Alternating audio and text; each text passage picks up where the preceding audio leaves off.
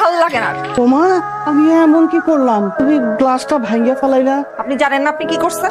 আপনি আমার জীবনটা অতিষ্ঠ করে তুলছেন। আমি মোবাইল টিপলে দোষ, আমি বাইরে ঘুরতে ছাড়া গেলে দোষ, সবকিছুতে আপনার দোষ। আমি এমনে হাঁটলাম কেন, আমি এমনে বসলাম কেন, আপনি কি পাইছেন? আমি বুঝি না আপনি এগুলো কে লেখা করেন। মা আমার মেয়ের মতো আমি তোমার ভুলটা ধরাই দিই, শিখাই দিই, এতে তো কোনো দোষ নাই মা।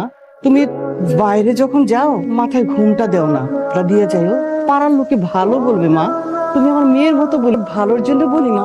না, আমার ভালোর জন্য আর কিছু বলতে হইব। আমি বুঝি না আপনি কেন এগুলো করেন। আপনি ইচ্ছা করে আমাকে অত্যাচার করার জন্য এগুলো করেন।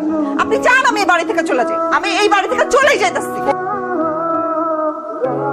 বাবা সবই তো শুনলি, তুই বল আমি কি খারাপ কিছু বলছি? তুই এক কাজ কর বাবা, তুই যা গিয়ে ওরে বুঝাইয়া শুনে সুন্দর করে নিয়ে আয় আবার। তুমি বললেই তো আমার মেয়েটার আমি যাইতে দিতে পারি না। কেউ কি চায় নিজের মায়ের আগুনে ঝাঁপ দিতে? আমার মেয়েটার খালি দোষ আর দোষ, উঠতে দোষ, বইতে দোষ, খাইতে দোষ। এত দোষ ধরলে আমার মেয়েটা কেমনে সংসার করবে? একসাথে থাকতে গেলে নানান রকম ঝামেলা পড়ে, এটাই স্বাভাবিক। চলো ব্যাগ গুছাও, বাইরে চলো, সব ঠিক হয়ে যাবে। চলো মানে ওই বাড়িতে আমি আর যাবো না। তুমি জানো ওই বাড়িতে আমার সাথে কি কি হয়? তুমি তোমার সাথে 2 দিন আসো, বাকি 28 দিন তোমার মা আমার সাথে কি কি করে তুমি জানো? ওই বাড়িতে আমি আর যাবো না। যাবো না? সংসার করবো নাকি? আমার সাথে যদি সংসার করতে হয় তাহলে ঢাকায় আমাকে নিয়ে আলাদা বাসা নিতে হবে। জামাই মারিয়ে রে জানি কি বুঝাইছি, ছোট মানুষ তো বুঝান, কিন্তু তুমি তো বুঝমান পোলা। সব মাইয়ারই কিন্তু বিয়ার পরে ইচ্ছা থাকে জামাইরে নিয়ে একটু আলাদা থাকে। আর মনে বোনা যেহেতু হইতাছে না, তোমাকে আলাদা একটা বাসা নিয়ে নাও। কি কনাপা?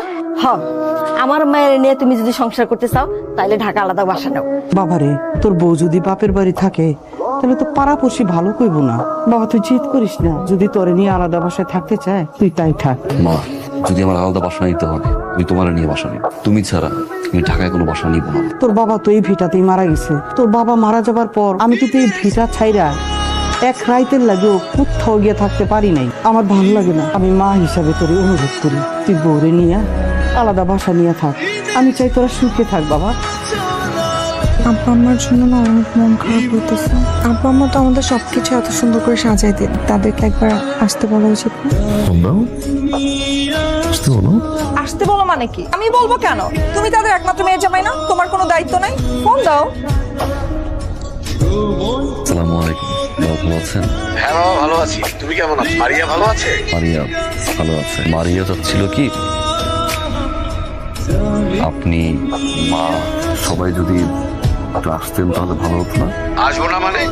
অবশ্যই আসবো, আসবো, সবাইকে নিয়ে আসবো। শোনো না, মারে নিয়ে আসি। আমি তো আসতে না করি নাই। বাসায় তো রুম আর 5টা না, বাসায় রুম 3টা। আম্মা আসতেছে, আব্বা আসতেছে, মামি আসতেছে।